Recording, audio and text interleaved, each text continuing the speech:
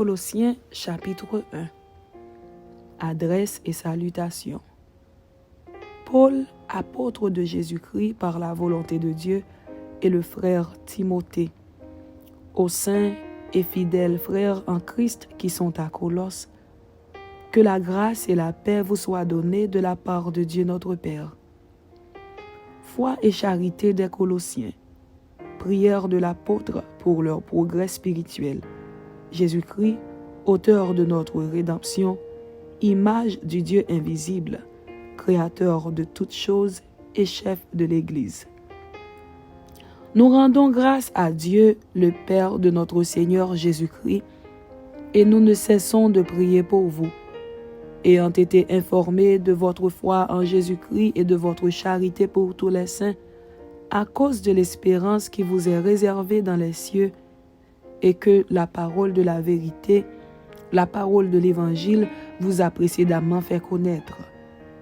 Il est au milieu de vous et dans le monde entier. Il porte des fruits et il va grandissant, comme c'est aussi le cas parmi vous, depuis le jour où vous avez entendu et connu la grâce de Dieu conformément à la vérité, d'après les instructions que vous avez reçues d'Épaphras, notre bien-aimé compagnon de service, qui est pour vous un fidèle ministre de Christ, et qui nous a appris de quelle charité l'Esprit vous anime.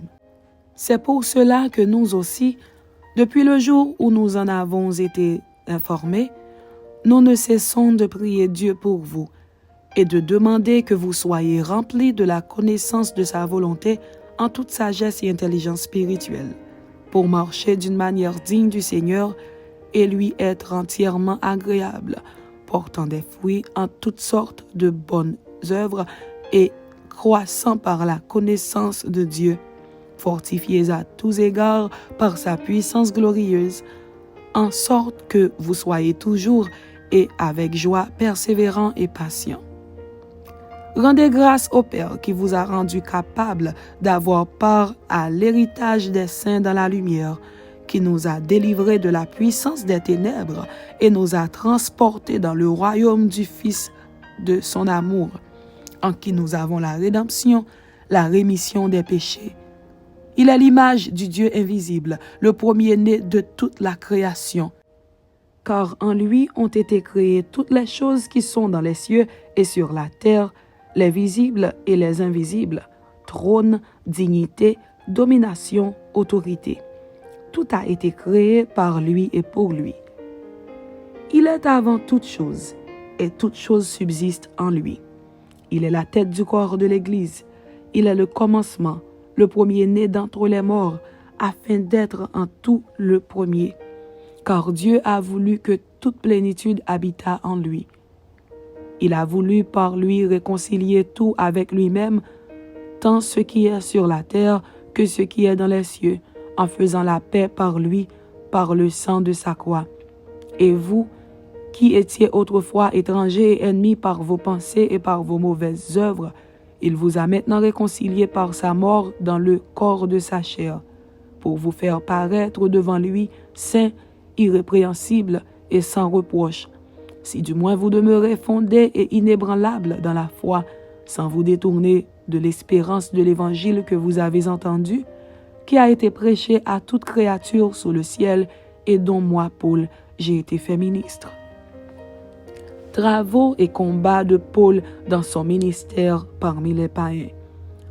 Je me réjouis maintenant dans mes souffrances pour vous, et ce qui manque aux souffrances de Christ, je l'achève en ma chair pour son corps qui est l'Église. C'est d'elle que j'ai été fait ministre, selon la charge que Dieu m'a donnée auprès de vous, afin que j'annonçasse pleinement la parole de Dieu, le mystère caché de tout temps et dans tous les âges, mais révélé maintenant à ses saints, à qui Dieu a voulu faire connaître quelle est la glorieuse richesse de ce mystère parmi les païens, savoir Christ en vous, l'espérance de la gloire. C'est lui que nous annonçons, exhortant tout homme et instruisant tout homme en toute sagesse, afin de présenter à Dieu tout homme devenu parfait en Christ. C'est à quoi je travaille en combattant avec sa force qui agit puissamment en moi.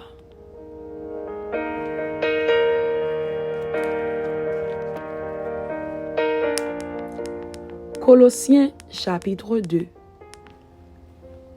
Je veux en effet que vous sachiez combien est grand le combat que je soutiens pour vous et pour ceux qui sont à la Odyssée et pour tous ceux qui n'ont pas vu mon visage en la chair, afin qu'ils aient le cœur rempli de consolation, qu'ils soient unis dans la charité et enrichis d'une pleine intelligence pour connaître le mystère de Dieu, savoir Christ, mystère dans lequel sont cachés tous les trésors de la sagesse et de la science. Avertissement contre les fausses doctrines. Je dis cela afin que personne ne vous trompe par des discours séduisants, car si je suis absent de corps, je suis avec vous en esprit, voyant avec joie le bon ordre qui règne parmi vous et la fermeté de votre foi en Christ. Ainsi donc, comme vous avez reçu le Seigneur Jésus-Christ, marchez en lui, étant enracinés et fondés en lui et affermis par la foi, d'après les instructions qui vous ont été données et abondez en actions de grâce. Prenez garde que personne ne fasse de vous sa proie par la philosophie et par une vaine tromperie, s'appuyant sur la tradition des hommes, sur les rudiments du monde et non sur Christ. Car en lui habite corporellement toute la plénitude de la divinité. Vous avez tout pleinement en lui, qui est le chef de toute domination et de toute autorité. Et c'est en lui que vous avez été circoncis d'une circoncision que la main n'a pas faite, mais de la circoncision de Christ qui consiste dans le dépouillement du corps de la chair. Ayant été ensevelis avec lui par le baptême, vous êtes aussi ressuscités en lui et avec lui, par la foi en la puissance de Dieu qui l'a ressuscité des morts. Vous qui étiez morts par vos offenses et par l'incirconcision de votre chair, il vous a rendus à la vie avec lui, en nous faisant grâce pour toutes nos offenses. Il a effacé l'acte dont les ordonnances nous condamnaient et qui subsistait contre nous, et il l'a détruit en le clouant à la croix.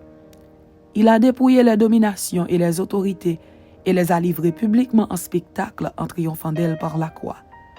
Que personne donc ne vous juge au sujet du manger ou du boire, ou au sujet d'une fête, d'une nouvelle lune ou des sabbats. C'était l'ombre des choses à venir, mais le corps est en Christ. Qu'aucun homme, sous une apparence d'humilité et par un culte des anges, ne vous ravisse à son gré le prix de la course, tandis qu'il s'abandonne à ses visions et qu'il est enflé d'un vain orgueil par ses pensées charnelles, sans s'attacher au chef dont tout le corps, assisté et solidement assemblé par des jointures et des liens, tire l'accroissement que Dieu donne. Si vous êtes morts avec Christ au rudiment du monde, pourquoi, comme si vous viviez dans le monde, vous impose-t-on ces préceptes? Ne prends pas, ne goûte pas, ne touche pas. Préceptes qui tous deviennent pernicieux par l'abus et qui ne sont fondés que sur les ordonnances et les doctrines des hommes. Ils ont, à la vérité, une apparence de sagesse, en ce qu'ils indiquent un culte volontaire, de l'humilité et le mépris du corps. Mais ils sont sans aucun mérite et contribuent à la satisfaction de la chair. Amen. C'était Colossiens chapitre 1 et Colossiens chapitre 2. Que Dieu vous bénisse. Amen.